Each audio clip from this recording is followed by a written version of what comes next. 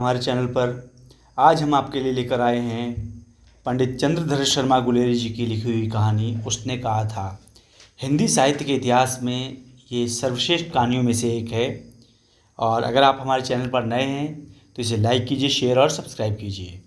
तो चलिए बढ़ते हैं हम अपनी कहानी की ओर, जिसका नाम है उसने कहा था।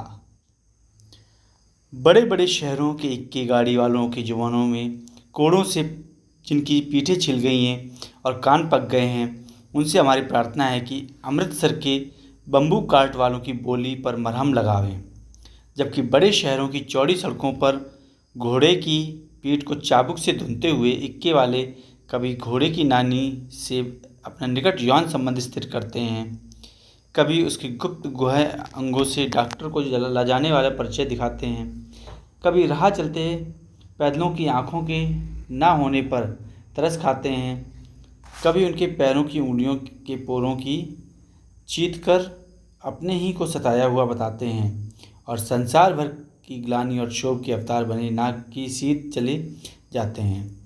तब अमृतसर में उनकी बिरादरी वाले तंग चक्करदार गलियों में एक लड्ढी वाले के लिए ठहर सब्र का समुद्र उमड़ा कर, बचो खालसा जी, हटो भाईज, ठहरना भाई, आने दो लाला जी, हटो बादशाह, कहते हुए सफ़ेद फेटों, खच्चरों और बतखों, गन्ने और खोमचे और बहारे वालों के जंगल में राह खेते हैं।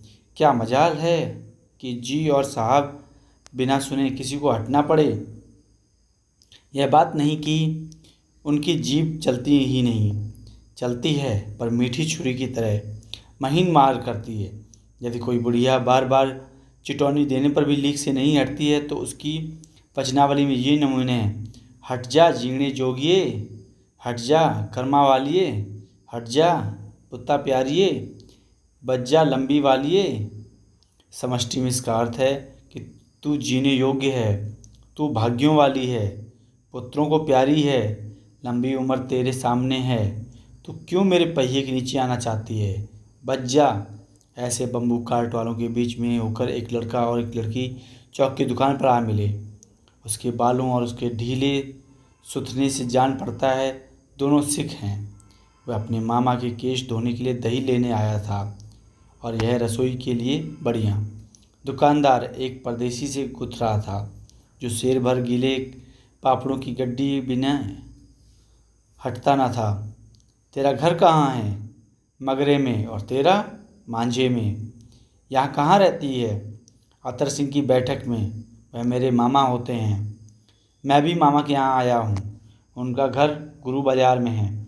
इतने में दुकानदार निपटा और इनका सौदा देने लगा। सौदा लेकर दोनों साथ साथ चले। कुछ दूर जाकर लड़के ने मुस्कुराकर पूछा, तेरी कुड़मई हो गई?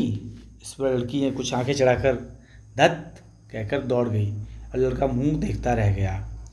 तीसरे दिन सब्जी वाले के यहाँ या दूध वाले के यहाँ अकस्मात दोनों मिल जाते। महीना भर यही हाल रहा। 2-3 बार लड़के ने फिर पूछा, तेरी कुड़माई हो गई?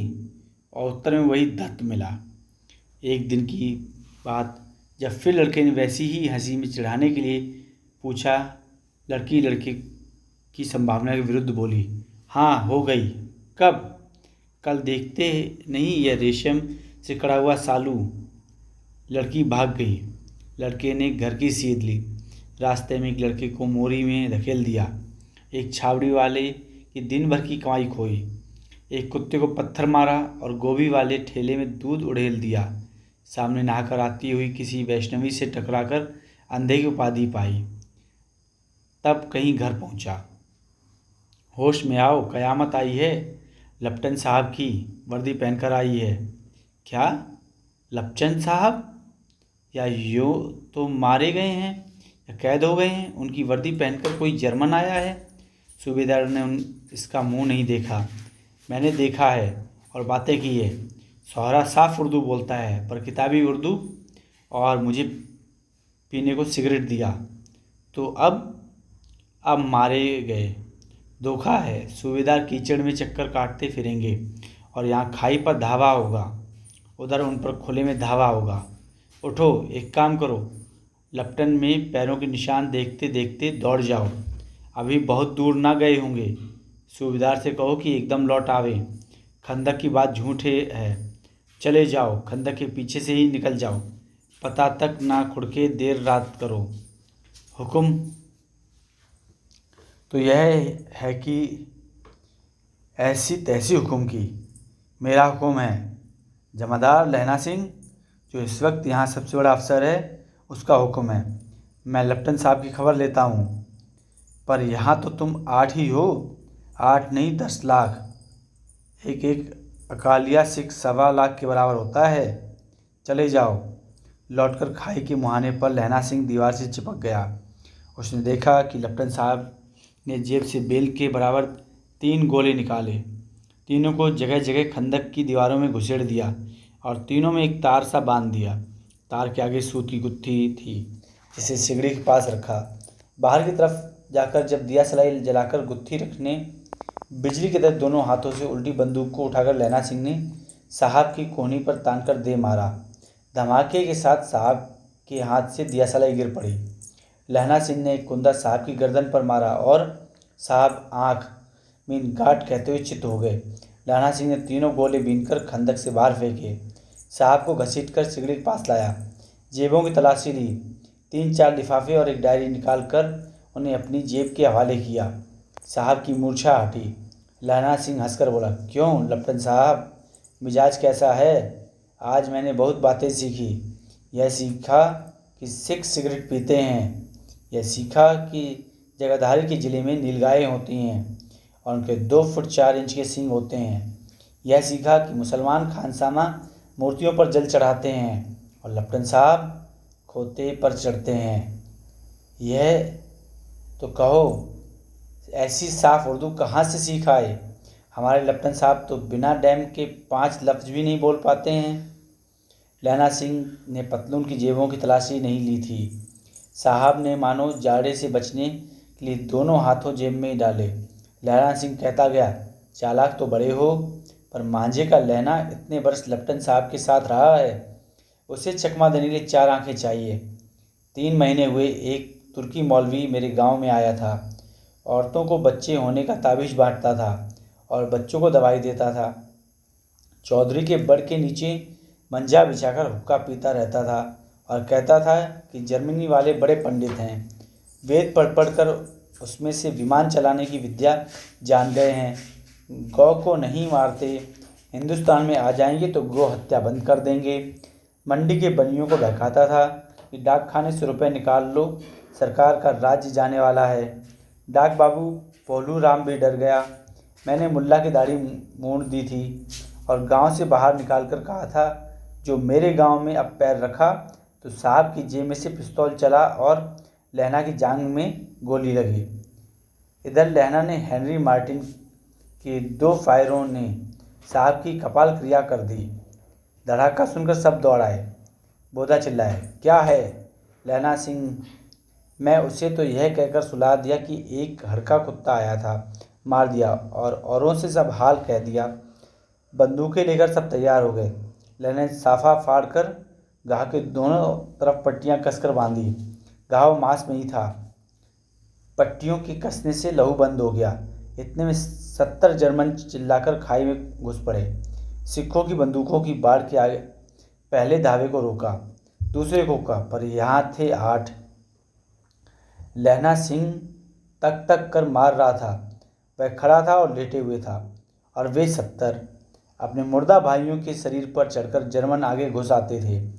थोड़े मिनटों में वे अचानक आवाज़ आई, वाह गुरुजी की फतेह, वाह गुरुजी दी खालसा, और धड़ाधड़ बंदूकों के फायर जर्मनों की पीठ पर पड़ने लगे। ऐन मौके पर जर्मन 2 चक्कों में पाटों के बीच में आ गए। पीछे से सूबेदार हजारा सिंह के जवान आग बरसाते थे और सामने से लहना सिंह के साथियों के संगीन चल रहे थे। पास आने पर पीछे वालों ने भी संगीन पिरोना शुरू कर दिया। एक किलकारी और, अकाल सिक्खा दी फौज आई, वाह गुरुजी दी फतेह, वाह गुरुजी दी खालसा, सत श्री अकाल पुरुष, और लड़ाई खत्म हो गई। 63 जर्मन या तो खेत रहे थे या करा रहे थे। सिखों में 15 के प्राण गए। सूबेदार के दाहिने कंधे में गोली आर पार निकल गई। लहना सिंह की पसली में एक गोली लगी।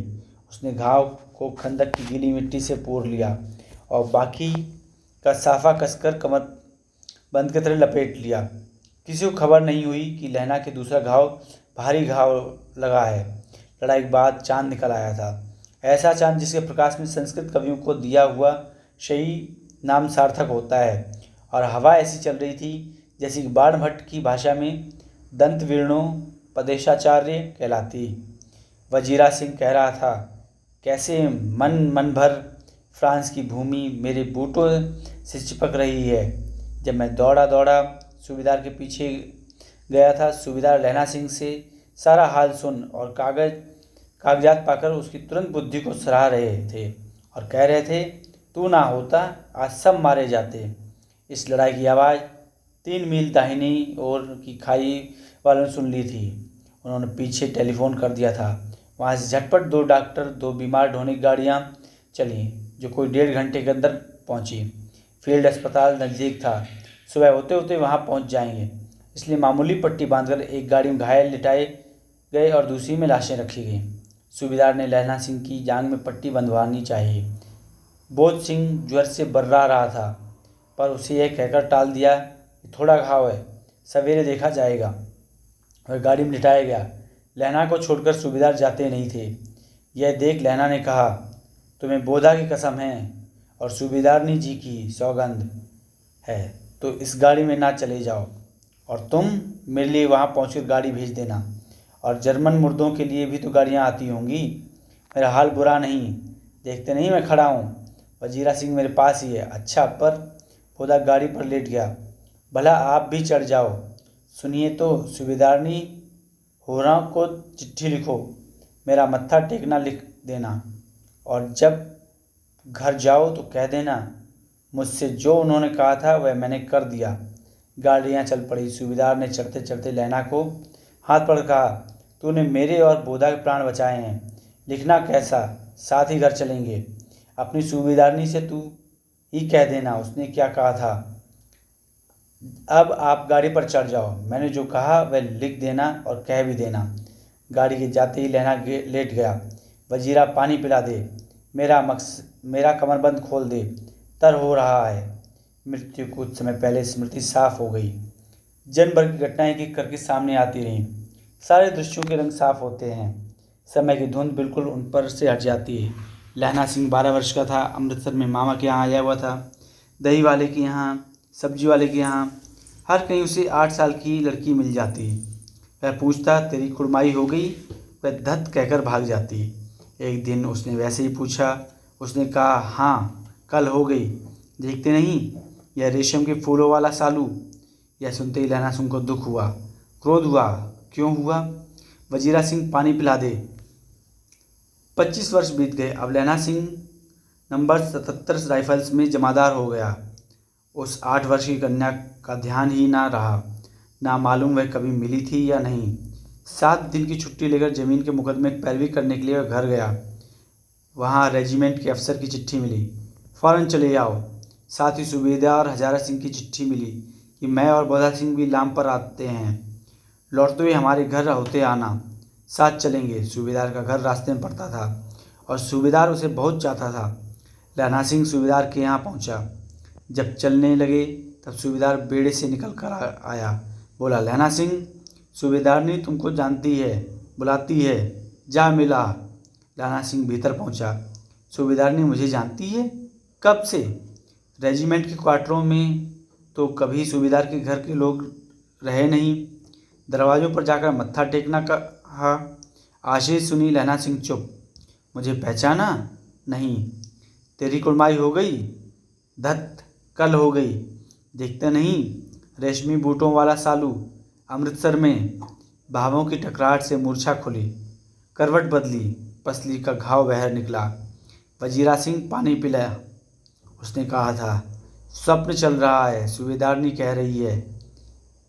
मैंने तेरे को आते ही पहचान लिया। एक काम कहती हूँ, मेरे तो भाग फूट गए।